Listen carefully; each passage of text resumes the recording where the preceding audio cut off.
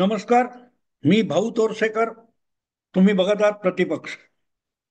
मित्रांनो, सध्या मुंबईला आणि महाराष्ट्राला ह्या स्थानिक स्वराज्य संस्थांच्या येऊ घातलेल्या निवडणुकांचे वेध लागलेले आहेत.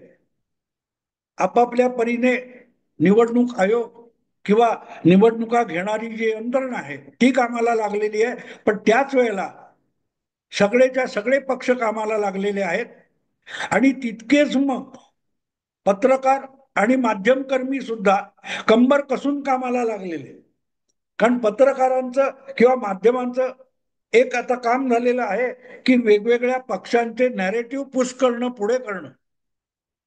आपल्याला आवडता किंवा आपल्याला पोषणारा जो कुठचा पक्ष किंवा जे कुठचं गठबंधन आणि आघाडी असेल, युती असेल, त्यांची भूमिका अधिक रेटून मांडण्याची आणि तेच कसे विजयी होणार याचं माहोल बनवण्याची सुपारी घेतल्यासारखे अनेक पत्रकार कामाला लागलेत. आणि म्हणून मला वाटलं की आपण या विषयात थोडं बोललं पाहिजे. मुंबई महापालिकेमध्ये दोन ठाकरे बंधू यांनी हात मिळवला तर केवढा मोठा चमत्कार घडेल. अख्खा महाराष्ट्र जागून जागून न झोपता गेली कित्येक वर्ष ठाकरे बंधू एकत्र येण्याची प्रतीक्षा करतोय. अशा थाटाची जी भाषा बोलली जाते त्यांना जमिनीवरचं काही माहीत नसतं. मित्रांनो, कुठल्याही निवडणुकीविषयी विश्लेषण करताना, अंदाज बांधताना सगळ्यात पहिली गोष्ट काय असते की जमीन कुठची, निवडणूक कुठे होणार आहे. ही निवडणूक मुंबई महापालिका म्हणजे मुंबई शहराच्या ज्या सीमा आहेत त्याच्या आतल्या प्रदेशातल्या एका व्यवस्थेची निवडणूक आहे.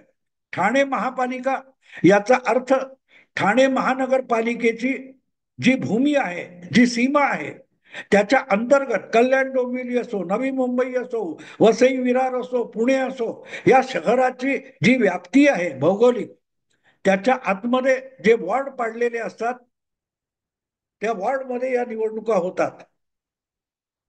पण निवडणूक महापालिकेची असो, विधानसभेची असो किंवा लोकसभेची असो, या निवडणुकांमध्ये एक गोष्ट पक्की असते की साधारणतः 55-60% 70-75% मतदान होतं.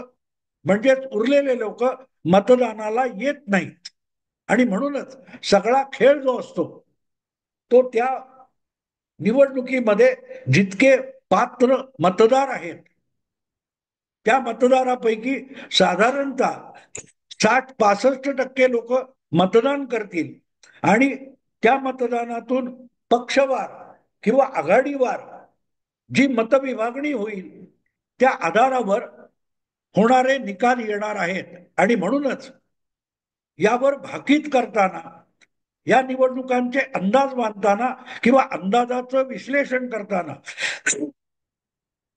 आधीच्या निवडणुकीमध्ये कुठच्या पक्षाला, कुठच्या आघाडीला किती प्रमाणात मतदान झालंय किंवा आघाडी आणि पक्षांच्या पलीकडे अपक्ष असलेले किंवा नोटा म्हणून मतदान झालेलं किती मतदान आहे, या सगळ्याचं एक समीकरण मांडावं लागतं.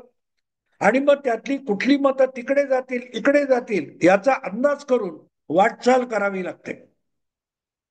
तर तुम्हाला योग्य अंदाज बांधता येतो. दोन ठाकरे बंधू एकत्र आले म्हणून मुंबईतला अगदी 100% मराठी मतदार हा मनसे आणि उबाटा शिवसेनेला किंवा ते दोन भाऊ ज्या गटात असतील त्या आघाडीला मतदान करेल असं बिलकुल नसतं. वर्षानुवर्ष मुंबईत निवडणुका झालेल्या आहेत आणि मुंबईतल्या मराठी माणसाने शिवसेनेला किंवा त्या भूमिकेला भरघोस मतदान केलं असलं तरी मराठी मतांचा एक मोठा हिस्सा हा शिवसेनेपासून दूर राहिलेला सुद्धा आहे. दुसऱ्या पक्षातले मराठी उमेदवार निवडून येतात, त्यांना मराठी मतदार सुद्धा अगदी अमराठी दुसऱ्या पक्षाच्या उमेदवाराला मतदान करतात. गोपाळ शेट्टी असतील, राम नाईक असतील किंवा आता कोण संजय उपाध्याय असतील, विनोद तावडे असतील, असे वेगवेगळे वेगवेगळ्या भाषेचे उमेदवार बोरिवलीमधून सातत्याने निवडून आले. तावडे, राव राणे, राम नाईक ही मराठी माणसं होती, मराठी उमेदवार होते, शिवसेनेचे नव्हते, भारतीय जनता पक्षाचे होते. तरीही बोरिवलीतल्या मराठी लोकांनी त्यांना मतं दिलेली आहेत. सांगायचा हेतू असा की सगळीच्या सगळी मराठी मतं आता ठाकरे बंधू एकत्र आले म्हणजे तिकडे गेली, अशा पद्धतीत जे बोललं जातं ते स्वतःची फसवणूक करतात. आणि म्हणून निवडणुकांचा अभ्यास मांडताना, विश्लेषण मांडताना आकडे बोलतात ते ऐकता आलं पाहिजे. आपली बकवास थांबवायची आणि आकडे काय बोलतात. आणि जेव्हा मी आकडे म्हणतो तेव्हा आधीच्या ज्या नजीकच्या निवडणुका असतील, मग त्या गेल्या महापालिकेच्या वेळेला 2017 मध्ये झालेल्या मतदानाचे आकडे असतील, किंवा एक वर्षापूर्वी लोकसभा आणि विधानसभेसाठी मुंबईत किंवा ठाण्यामध्ये त्या नगरपालिका क्षेत्रामध्ये झालेलं जे मतदान असेल, त्या आकड्यांचा आधार घेऊन आपल्याला समीकरण मांडावं लागतं. हे मी आधी एवढं प्रस्तावना एवढ्यासाठी केली की मी गेले काही दिवस ह्या असल्यावरच्या काय ते भरकटलेले विश्लेषण ऐकतोय. नको नको त्या गोष्टी घुसवायच्या आणि आपला अजेंडा पुढे करायचा, अशा प्रकारची जी विश्लेषणं चालली आहेत, त्या सगळ्या पत्रकारांना, तरुण पत्रकारांना मी मुद्दाम सांगू शकतो की जरा आकडे बोलतात ते आकडे ऐका. आकडे ऐका.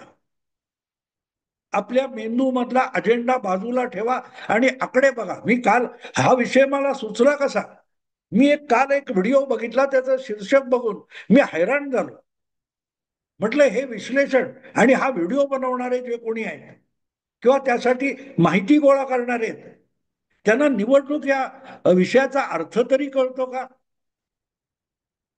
त्या विषयाचं, त्या व्हिडिओचं शीर्षक होतं, ठाकरे बंधू ठाणे महापालिका शिंदेकडून काढून घेणार का? काय गंमत आहे बघा मित्रांनो. काढून घेण्यासाठी मतं मिळवावी लागतात. एकनाथ शिंदे, त्यांचा पक्ष किंवा त्यांची जी काही युती आघाडी असेल, ती जितकी मतं ठाण्यामध्ये मिळवू शकते त्यापेक्षा अधिक मतं मिळवणं, आणि तुम्ही अधिक मतं मिळवता तेव्हा आपोआपच मतदार बाहेरून येत नाही, आहेत त्यातलेच आहेत. म्हणजे एकनाथ शिंदेचा मोठा मतदार गट हा उठून ठाकरे बंधूंकडे गेला पाहिजे. तो जातो याची काही चाहूल लागली आहे का? काही पुरावा आहे का? काही सिग्नल आहे का? तर ठाम बसता नाही. आणि म्हणून मला असं वाटलं की आपण ठाणे महानगरपालिका, तिथलं मतदान, तिथली आकडेवारी, तिथले आकडे काय बोलतात हे सांगण्यासाठी एक व्हिडिओ केला पाहिजे. आणि म्हणून मी हा आजचा व्हिडिओ करतोय. आणि हा व्हिडिओ जर तुम्ही समजून घेतला तर मग मग ते मीरा भाईंदर असो, वसई विरार असो, कोल्हापूर असो, पुणे असो की नागपूर असो, या महापालिका क्षेत्रामध्ये मतदान कसं होऊ शकेल याचा अंदाज सामान्य श्रोता पण बांधू शकेल.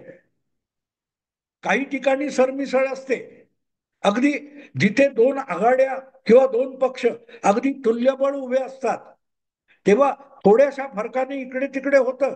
लोकसभेला तुम्ही बघितलं, लोकसभेला महाराष्ट्रात 48 जागांसाठी मतदान झालं, पण महाविकास आघाडी आणि महायुती यांना मिळालेल्या मतदानामध्ये अर्धा टक्का सुद्धा फरक नव्हता.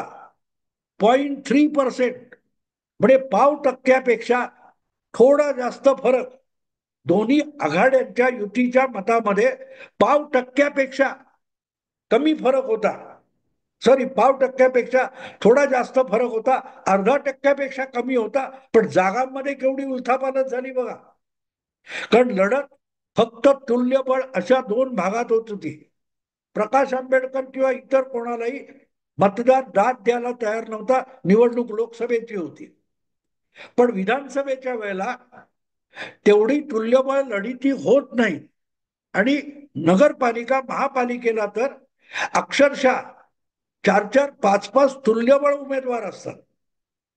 आणि म्हणून मग अशा ठिकाणी अगदी अचानक पक्षात घुसून तिकीट मिळवून लढवणारे लोक सुद्धा नगरसेवक होऊन जातात. कारण त्या इच्छुकांनी आधीपासून आपली तयारी केलेली असते. त्यामुळे हा पक्ष नाही तर मी त्या पक्षात जाईन, माझी हक्काची 5-6 हजार मतं आहेत आणि मला आणखी पक्षाच्या नावावर 4-5 हजार मतं मिळाली तर 8 ते 10 हजार मतं मिळून मी नगरसेवक होऊ शकतो, हे समीकरण असतं. आणि म्हणून येऊ घातलेल्या स्थानिक निवडणुकांमध्ये युती, महायुती आणि महाविकास आघाडी हे दोन तुल्यबळ गट आहेत. त्यामध्ये लढत होणार. तर आत्ता आधारासाठी आपण गेल्या विधानसभा निवडणुकीमध्ये जे मतदान झाले त्याच्या आधारावर विवेचन करू शकतो. ते 100% बरोबर येईल असं नाही, पण त्यातून निकाल कुठच्या दिशेने जाऊ शकतो याचा थोडाफार अंदाज घेता येतो. मी मुद्दाम ठाणे गेल्या विधानसभा निवडणुकीमध्ये ठाणे महापालिका परिसरामध्ये जे मतदान झाले त्याची आकडेवारी अभ्यासली. का तर मी तो व्हिडिओ बघितला होता की ठाकरे बंधू शिंदेकडून ठाणे पालिका काढून घेणार का. तर काढून घ्यायला दोन ठाकरे बंधूंकडे मिळून मतं किती आहेत, विधानसभेला किती मत आहेत, आणि ती थोडी वाढतील हे पण आपण गृहीत धरायला तयार आहोत, पण मतं किती आहेत ते तर बघाल की नाही. की खालचा माणूस, जमिनीवर तळमजल्याला उभा असलेला माणूस हा एक जिना चढला तर तो एक मजला वर येईल. तो 2 मजल्याचा दुसऱ्या मजल्यावर असेल तर तो एक जिना चढला तर तिसऱ्या मजल्यावर येईल. पण 7व्या मजल्यावरचा जर आणखीन एकच जिना खाली उतरला तरी तो 7व्यावरून 6व्यावर येईल आणि खालचा आहे तो 4थ्यावर येईल. म्हणजे 2 जिने दोघांमध्ये फरक राहतो. इतकं सोपं गणित आहे. फार मोठं काय किचकट आहे अशातला भाग नाही. आणि म्हणून मी ठाणे महापालिकेचा जो परिसर आहे तिथून 4 आमदार निवडून येतात. किती? 4 आमदार. ठाणे, कोपरी, पाचपाकडी, ओवळा माजिवडा आणि कळवा मुंब्रा दिवा असे 4 मतदारसंघ आहेत. त्यापैकी ठाणे हा मतदारसंघ संजय केळकर हे भाजपचे आमदार आहेत. कोपरी पाचपाकडी उपमुख्यमंत्री एकनाथ शिंदे निवडून आले. ओवळा माजिवडा प्रताप सरनाईक निवडून आले, शिवसेना शिंदे. आणि मुंबई कळवा दिवा हा मुस्लिम बहुल असलेला जो प्रदेश आहे मुंबई ठाणे महापालिकेचा, तिथून राष्ट्रवादी शरद पवार गटाचे जितेंद्र आव्हाड निवडून आले. म्हणजे 4 पैकी 2 आमदार एकनाथ शिंदेचे, एक आमदार भाजपचा आणि एक आमदार शरद पवार गटाचा. मी जेव्हा ह्या 4ही आमदारांच्या मिळालेल्या मतांचे आकडे बघितले, त्यांच्या बेरजा केल्या, तेव्हा मला धक्का बसला की ठाकरे बंधू एकत्र आले किंवा अगदी ठाण्यामध्ये ठाण मांडून बसले तरीही महायुतीला ते हरवू शकत नाहीत याची या आकड्यावरून ग्वाही देता येते. याचं कारण असं आहे की ठाणे महापालिका परिसरातल्या 4 आमदार निवडून येताना जी मतविभागणी झालेली आहे त्यामध्ये जितेंद्र आव्हाड यांना मिळालेली मतं मी तुम्हाला मुद्दाम सांगतो.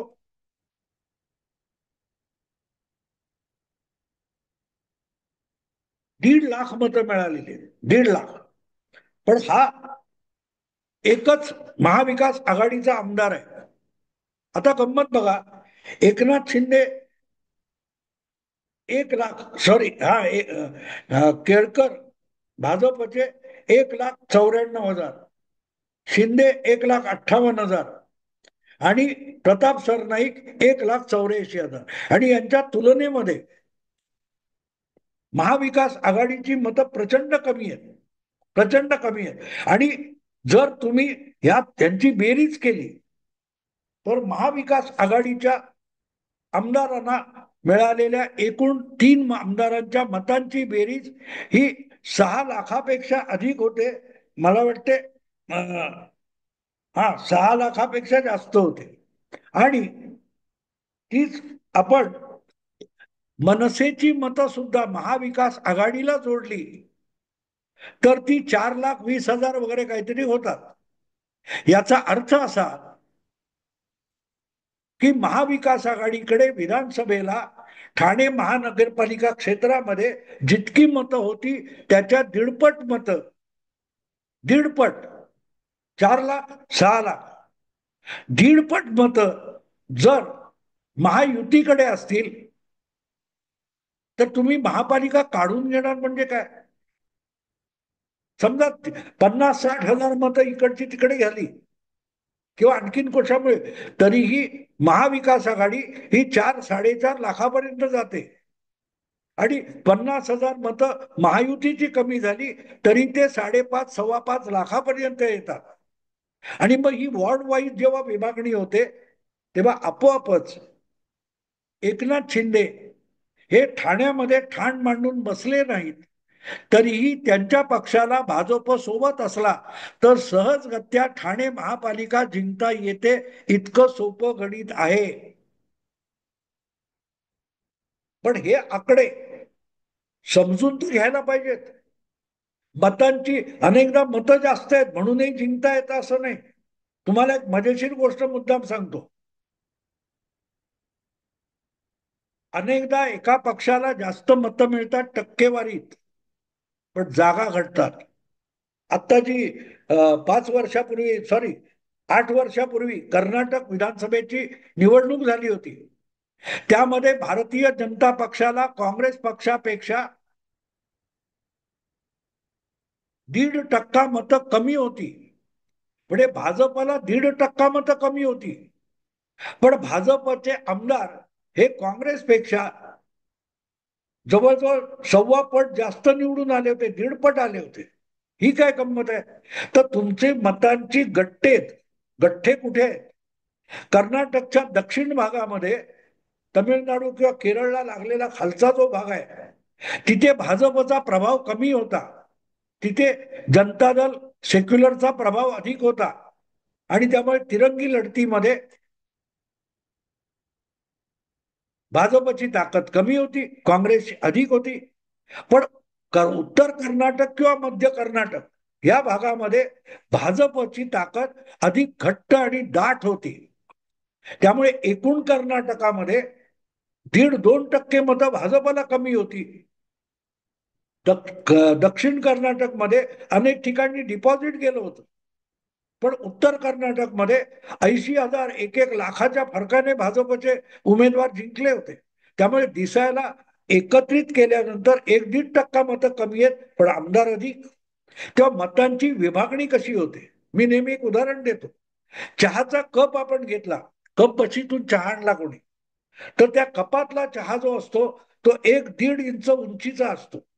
पण तो सगळा कप त्या बशीमध्ये उपडा केला तो चहा, तेवढाच चहा हा उंचीला 1.5 सेंटीमीटर, अर्धा इंच वगैरे होतो. इथे तुमच्या लक्षात येईल की मर्यादित जागी असलेला दाट मतदार हा अधिक जागा जिंकून देतो. आणि म्हणून जास्त मतं ही मुंब्रा दिवा भागामध्ये महाविकास आघाडीकडे अधिक आहेत. पण साधारणतः तिथे 25% जागा असतील, पण 75% जागा जिथे आहेत तिथे महायुतीकडे जबरदस्त प्रचंड आघाडी आहे. आणि म्हणून 75% जागी जबरदस्त आघाडी याचा अर्थ सहजगत्या बहुमताचा पल्ला पार करून 60 ते 70% जागा महायुती ठाण्यात जिंकू शकते. अगदी ठाकरे बंधूंच्या मदतीला काँग्रेस आणि राष्ट्रवादी शरद पवार गट अधिक मनसे आली तरीही ठाणे महापालिकेमध्ये 75% परिसर असा आहे की जिथे शिंदे गट आणि भाजप आणि महायुती यांचं जबरदस्त प्रभाव क्षेत्र आहे. मतांची दाटी जास्त आहे आणि त्यामुळे फरक तिथे पडतो. आकडे बोलतात. 6 लाख आणि 4 लाख अख्ख्या ठाणे महापालिकेच्या पट्ट्यात.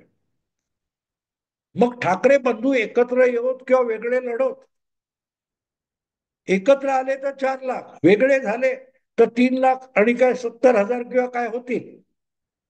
त्यांनी एकनाथ शिंदे किंवा महायुती यांच्या हातून ठाणे महापालिका काढून घेणं ठाकरे बंधूंना शक्य आहे का? नाही. पण अजेंडा रेटणं चालू आहे, माहोल बनवणं चालू आहे. अशक्य कोटीतली गोष्ट कशी शक्य आहे?